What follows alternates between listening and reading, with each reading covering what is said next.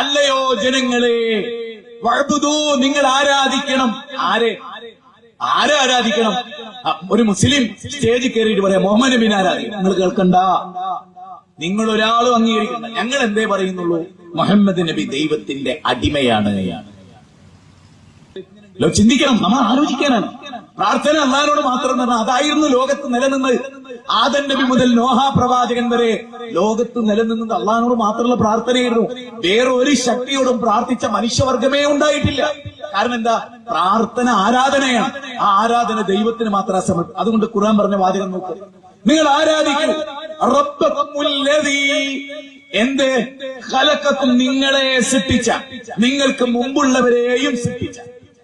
എത്ര വർഗീയതയില്ലാത്ത വിശ്വാസമാണ് ഈ പറയുന്നത്. നിങ്ങളെ 800 കോടി മനുഷ്യരെ, നിങ്ങളുടെ മുമ്പും മനുഷ്യരിവിടെ ഉണ്ടായിരുന്നല്ലോ, അവരെ ആരാ സൃഷ്ടിച്ച്? ഇനി ഈ വാചകത്തിന്റെ ഒരു പുതുമ എന്താ? ഈ വാചകത്തിന് ഒരു പുതുമുണ്ട്. 50 ലക്ഷം വർഷങ്ങൾക്ക് അപ്പുറത്ത് മനുഷ്യരുണ്ടെന്ന് വിചാരിക്കുക. അവരാണ് ഈ വാചകം വായിക്കുന്നെങ്കിൽ അതിന്റെ അർത്ഥം എന്താ? 50 ലക്ഷം വർഷങ്ങൾക്ക് മുമ്പ് ഇവിടെ മനുഷ്യരുണ്ടെങ്കിൽ അവരെ സൃഷ്ടിച്ചവൻ, അവർക്കും മനുഷ്യരുണ്ടെങ്കിൽ അവരെ സൃഷ്ടിച്ചവൻ, അവർക്ക് മുമ്പ് മനുഷ്യരുണ്ടെങ്കിൽ അവരെ സൃഷ്ടിച്ചവൻ. എത്ര കൃത്യമാണ് എന്ന് പറഞ്ഞാൽ 50 വയസ്സുള്ള ദൈവം ഇസ്ലാമിലില്ല, 60 വയസ്സുള്ള ദൈവം ഇസ്ലാമിലില്ല, 35 കൊല്ലം മുമ്പ് മരിച്ച ഒരാൾ ദൈവമില്ല ഇസ്ലാമില്. മുസ്ലിങ്ങളിലുണ്ട്, ഇസ്ലാമിലില്ല. മുസ്ലിങ്ങളിലുണ്ട്, ഇസ്ലാമിലില്ല. 150 കൊല്ലം മുമ്പ് ജനിച്ച് 150 കൊല്ലം മുമ്പ് മരിച്ചിട്ട് അയാള് ദൈവമാകുക, അങ്ങനെ അവസ്ഥയല്ല. അപ്പൊ എന്താ വരിക എന്നറിയോ? അയാൾക്കൊരു പങ്കുമില്ലാത്ത ഭൂമിയിൽ ജീവിച്ചിട്ട്, അള്ള സൃഷ്ടിച്ച ഭൂമിയിൽ ജീവിച്ചിട്ട് അള്ളാന്റെ ഒരു അടിമക്ക് ഇബാദത്ത്. പോയിന്റാണ്, എനിക്ക് നോട്ട് ചെയ്തോളൂ. ചെറിയ പോയിന്റ് ഒന്നല്ല ഈ പറയുന്നത്. ഏത് സൂര്യന്റെ കിരണങ്ങൾ ഏറ്റുവാങ്ങിയിട്ട് അതിന്റെ എല്ലാ കാര്യങ്ങളും ആസ്വദിച്ചിട്ട് ആ സൂര്യനെ സൃഷ്ടിച്ച പടച്ചോനെ മറന്നിട്ട് സൂര്യൻ ആരാധിക്കും. മനുഷ്യന്റെ അവസ്ഥ നിങ്ങളൊന്ന് ചിന്തിച്ചു നോക്കി. സൂര്യൻ എന്ന് പറഞ്ഞാൽ W. സ്റ്റീഫൻ ഹോക്കിംഗ് വേണ്ട. ഇപ്പൊ ISROയുടെ ഏറ്റവും വലിയ ഡയറക്ടർ പോസ്റ്റിൽ ഇരിക്കുന്ന ആളെന്താ പറയുന്നത്? ഈ ഭൂമി നശിക്കും, സൂര്യനും ചന്ദ്രനും നശിക്കും. W. സ്റ്റീഫൻ ഹോക്കിംഗ് പറയണെന്നറിയോ? സൂര്യന്റെ പ്രകാശം കെട്ടടങ്ങും, ചന്ദ്രന്റെ പ്രകാശം കെട്ടടങ്ങും, സൂര്യനും ചന്ദ്രനും ഒന്നു ചേരും. ആര്? W. Stephen Hawking. അല്ല എന്താ പറഞ്ഞേ? സൂറത്ത് ഖിയാമ 75-ാം അധ്യായം, സൂര്യനും ചന്ദ്രനും ഒന്നു ചേരും. അപ്പൊ ദൈവം 1400 വർഷങ്ങൾക്ക് മുമ്പ് ഒരു ഗ്രന്ഥത്തിൽ പറയാണ് എന്ത്? സൂര്യനും ചന്ദ്രനും ഒന്നു ചേരും, ലോകം അവസാനിക്കും. ISROയുടെ ഡയറക്ടർ പോസ്റ്റിൽ നിൽക്കുന്ന മനുഷ്യൻ പറയാണ് ഈ ഭൂമിക്ക് നാശമുണ്ട്. അപ്പൊ ഖുർആൻ പറഞ്ഞതാണോ ശരി? മനുഷ്യന്റെ ചിന്തയാണോ? ഏതാ ശരി? യുക്തിവാദികൾ പറയുന്നതാണോ ശരി? അപ്പൊ അല്ലാഹ് പറയാണ് നിങ്ങളെയും നിങ്ങൾക്ക് മുമ്പുള്ളവരെയും സൃഷ്ടിച്ച പടച്ചോനാരാധിക്കുക. എത്ര കൃത്യം, എത്ര വ്യക്തം. അടുത്ത വാചകം. ഇനി ആരാണ് ഈ ദൈവം? അല്ലദീ ജഅല ലക്കുമുൽ അർള ഫിറാശാ, ഭൂമിയെ നിങ്ങൾക്കൊരു വിരിപ്പാക്കി തന്നവൻ. ഈ വാചകം മാത്രം നിങ്ങളൊന്ന് എടുത്തേ.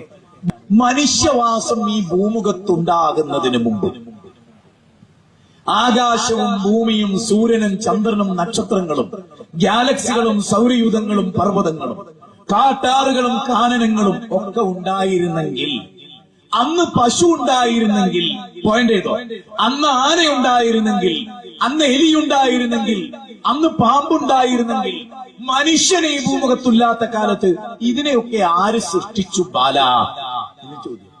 ആ പേര് പോലും ഞാൻ മാറ്റുന്നില്ല. മരിക്കുന്നവരെ ആ പേര് വിളിക്കാൻ എനിക്ക് ഇഷ്ടം. ബാലൻ എന്റെ ഇന്റിമേറ്റ് ഫ്രണ്ടാ, രാമനിന്റെ ഇന്റിമേറ്റ് ഫ്രണ്ടാ. ഞങ്ങളുടെ ഗ്രൂപ്പിൽ എന്നും ഞങ്ങൾ ഓരോ കാര്യങ്ങൾ പറയും.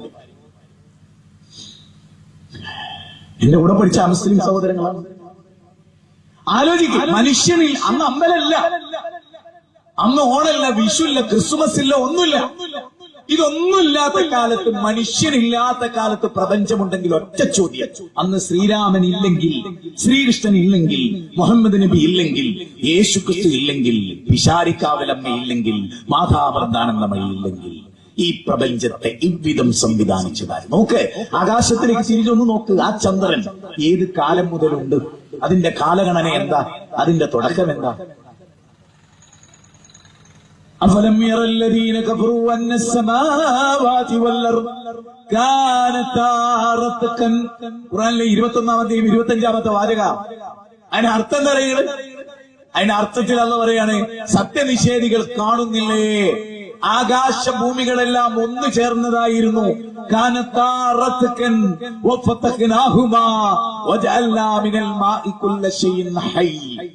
എല്ലാ ജീവവർഗങ്ങളുടെയും ഉത്ഭവം വെള്ളത്തിൽ നിന്നാണ്. അപ്പോ വെള്ളം ഉണ്ടായിട്ടാണ് നമ്മൾ ഉണ്ടായത്. ദശരഥ മഹാരാജാവിന് ശാപം കിട്ടി, പുത്രദുഃഖത്താൽ മരിക്കട്ടെ. എന്തായിരുന്നു അത്? ശ്രീരാമൻ ഉണ്ടാകുന്നതിന് മുമ്പ് എന്താ, ഒരു തടാകത്തിൽ വെള്ളം കുടിക്കുന്ന, ഒരു വെള്ളെടുക്കണ, മൺകുടത്തിൽ വെള്ളെടുക്കുന്ന ഒരു മുനിയെ ആനയാണെന്ന് കരുതിയിട്ട് ശബ്ദം കേട്ട ദിക്കിലേക്ക് കണ്ണ് കാണാതെ അമ്പ ചെയ്യാൻ കഴിയുമായിരുന്നു ദശരഥ മഹാരാജാവ്. അങ്ങനെ അദ്ദേഹം അമ്പ ചെയ്തു. മരിച്ചത് ഒരു മുനിയാണ്. അതുകൊണ്ട് തന്നെ അദ്ദേഹത്തിന്റെ ആ മുനിയുടെ മാതാപിതാക്കളെ ശപിക്കപ്പെട്ടു. പുത്രദുഃഖത്താൽ മരിക്കട്ടെ. അല്ല, പുത്രദുഃഖത്താൽ മരിക്കട്ടെ, ദൈവത്തിന്റെ ദുഃഖത്താൽ മരിക്കട്ടെ എന്നല്ല. പുത്രൻ ആരാ? ശ്രീരാം. അപ്പൊ ശ്രീരാമൻ ആരാ? പുത്രനാണ്. നിങ്ങൾ ആലോചിക്കുക എന്ന് പറഞ്ഞാൽ ഇവിടുത്തെ ഹിന്ദു ആവട്ടെ, ഇവിടുത്തെ മുസ്ലിം ആകട്ടെ, മതം പഠിച്ചിട്ടില്ല. പാരമ്പര്യ മതം ആചരിച്ചു പോന്നു. അതിന്റെ ശരി തെറ്റുകളെ ഒരു മണിക്കൂർ ഇരുന്ന് പഠിക്കാൻ തയ്യാറായില്ല. അപ്പോ ശ്രീരാമൻ ജനിക്കുന്നതിന് മുമ്പ് ലോകമുണ്ട് എങ്കിൽ ആ ലോകത്തെ സൃഷ്ടിച്ച ദൈവത്തെയാണ് നാം ദൈവം എന്ന് വിളിക്കുന്നത്. നമ്മൾ നെഞ്ചത്ത് കൈവച്ച് മഗ്‌രിബ് നിസ്കരിച്ചു. ആ നിസ്കാരത്തിൽ നമ്മൾ പറഞ്ഞത് എന്താ? ഇന്ന സ്വലാത്തി വനുസുഖി വമഹ്യായ വമമാതി ലില്ലാഹി റബ്ബിൽ ആലമീൻ.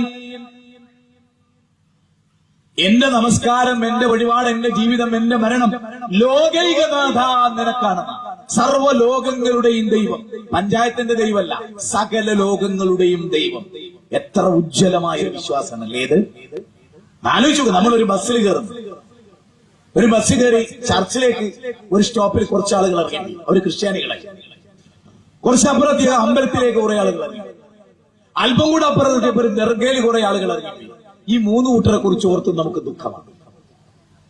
എന്താ ദുഃഖം? ഈ മൂന്ന് കൂട്ടരും ദൈവത്തെ മറന്നവരാണ് എന്ന് ഞാൻ പറയുമ്പോൾ നിങ്ങൾക്ക് ദേഷ്യം പിടിക്കാൻ പാടില്ല. കാരണം നമ്മുടെ വേദഗ്രന്ഥം പഠിപ്പിച്ച വിശ്വാസമല്ല നമുക്ക്. എല്ലാവരും പറയുന്ന വേദം അനുസരിച്ചാണ് ജീവിക്കേണ്ടത്. അതുകൊണ്ടാണ് ആ കവിതയിൽ രാഘവൻ നായർ ചോദിച്ചത്, വേദം പഠിക്കാത്തതെന്തടോ ദുർജനം, മൂടിക്കിടക്കയോ മർത്തിന് മാനസം. വേദം പഠിക്കാത്തതെന്തടോ ദുർജനം, മൂടിക്കിടക്കയോ മർത്തിന് മാനസം. വേദത്തിൽ എന്താ? അപ്പൊ നിങ്ങൾ നോക്ക്, യജുർവേദം. ചതുർവേദങ്ങൾ ഒരു വേദമാണ് യജുർവേദം. യജുർവേദത്തിന്റെ 32-ാം അധ്യായം 3-ാമത്തെ ശ്ലോകം എന്താണ്? 3-ാമത്തെ ശ്ലോകം എന്താണ്? ലതസ്യ പ്രതിമാസ്. ദൈവത്തിന് പ്രതിമയില്ല എന്നാണ്. സത്യാർത്ഥ പ്രകാശൻ ലൈറ്റ് ഓഫ് ട്രൂത്തിൽ ആര്യ സമാജത്തിന്റെ സ്ഥാപകനായ സ്വാമി ദയാനന്ദ സരസ്വതി പറയുന്നത് എന്താണ്? അത്ര തന്നെ ബുദ്ധിയില്ലാത്തവർ ഏകാഗ്രത കിട്ടാൻ വേണ്ടി വെച്ചു തുടങ്ങിയതാണ് ബിംബം. എങ്ങനെ? ദൈവത്തിലേക്ക് മനസ്സിനെ ഏകാഗ്രമായി നിലനിർത്താൻ കഴിയാത്ത, അറിവ് താരതമ്യേന കുറഞ്ഞവർ ഏകാഗ്രത കിട്ടാൻ വേണ്ടി ഒരു ബിംബം വെച്ചതാണ്. എന്തിലേക്കെങ്കിലും ഒന്ന് നോക്കുമ്പോൾ ഒരു ഏകാഗ്രത കിട്ടുമല്ലോ, അതിനുവേണ്ടി. അല്ലാതെ യഥാർത്ഥ ജ്ഞാനമുള്ളവർ ബിംബത്തെ വെക്കൂല. അപ്പൊ യഥാർത്ഥ ജ്ഞാനം ഇസ്ലാം ലോകത്തോട് പറയാൻ. നിങ്ങൾ നോക്കൂ, ബൈബിൾ വായിച്ചിട്ടുണ്ടോ? നിങ്ങൾ ആരെങ്കിലും ബൈബിൾ വായിച്ചിട്ടുണ്ടോ? ഏതെങ്കിലും ഒരു ക്രിസ്ത്യാനിക്ക് ഈ ഒരു ഏരിയ, അതായത് ഈ ഭാഗം കട്ട് ചെയ്തിട്ട് ക്രൈസ്തവർക്ക് വേണ്ടി നമ്മളിത് പറയുകയാണെങ്കിൽ ക്രിസ്ത്യാനികളുടെ ബൈബിളിൽ എവിടെങ്കിലും ബിംബത്തെ പറ്റി പറയുന്നുണ്ടോ? പക്ഷെ ക്രിസ്ത്യാനികൾക്ക് ബിംബല്ലേ? യേശുവിന്റെ പ്രതിമ, കന്യാമറിയമിന്റെ പ്രതിമ. ബൈബിള് വായിക്കുന്ന ആൾ കൽബ് പടച്ചു പോകും.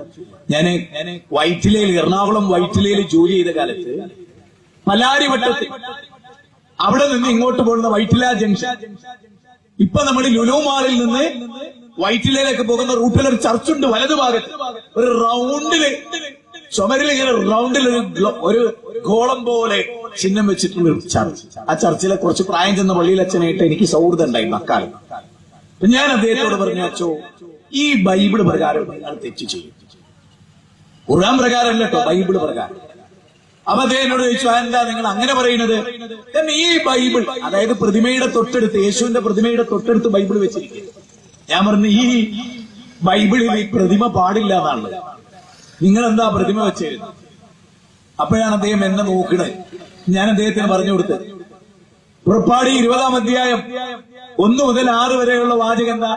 മിസ്രീം ദേശത്തു നിന്നും, അടിമ ഭവനത്തിൽ നിന്നും നിന്നെ കൊണ്ടുവന്നനായ ഞാനാകുന്നു നിന്റെ കർത്താവ്.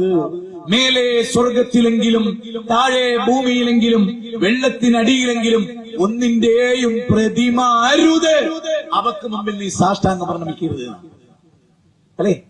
ആ മേലെ പറവകളുടെയോ ആഴിയിലെ മത്സ്യങ്ങളുടെയോ സൂര്യചന്ദ്രന്മാരുടെയോ ഒന്നിന്റെയും പ്രതിമ അരുത്. സ്ത്രീയുടെയും പുരുഷന്റെയും പ്രതിമ അരുത്. ഉഗ്രകോപിയായ ദൈവത്തിന് അതൊരിക്കലും ഇഷ്ടമില്ല എന്നാണ് ആവർത്തന പുസ്തകത്തിൽ. അപ്പൊ ബൈബിളിൽ ഉള്ളതെന്താ? ബിംബം പാടില്ല. അല്ലേ? അല്ലെ നിങ്ങൾ ചിന്തയോ? നോക്കൂ, പ്രവാചകന്റെ പ്രതിമ ഉണ്ടോ ലോകത്ത്? പ്രതിമയില്ലാത്ത ഏക മതാചാര്യനാരാ? പ്രതിമയില്ലാത്ത ഏക മതാചാര്യനാരാ? അത്ഭുതമല്ലേ ചിന്തിക്കുന്നവർക്ക്? ഇനി എന്താണ് മനുഷ്യന് നേരം കൊടുക്കാൻ സമയമായിട്ടില്ലേ? ഒരു പ്രതിമയില്ല. അതെന്താ?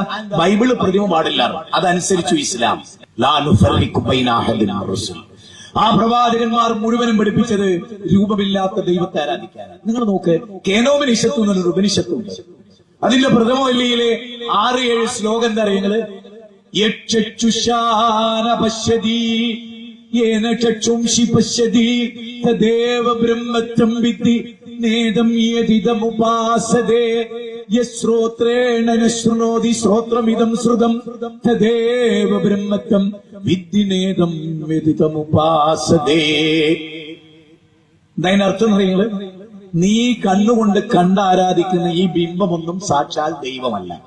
നിന്റെ കണ്ണിന് കാഴ്ച നൽകിയവൻ ആരോ, നിന്റെ കണ്ണുകൊണ്ട് കാണാൻ കഴിയാത്ത ശക്തി ഏതോ, അവനാണ് ബ്രഹ്മം. നോക്കൂ എത്ര കൃത്യമാണ്. ലാ തുദ്രികുഹുൽ അബ്സാർ വഹുവ യുദ്രികുഹുൽ അബ്സാർ. ദൈവത്തെ നിങ്ങൾക്ക് കാണാൻ കഴിയില്ല, അല്ലാഹ് നിങ്ങൾക്ക് കാണാൻ കഴിയില്ല. ബൈബിളിലുള്ളതാണ്. ആ ദൈവത്തെ ഒരു നാളും ഒരാളും കണ്ടിട്ടില്ല.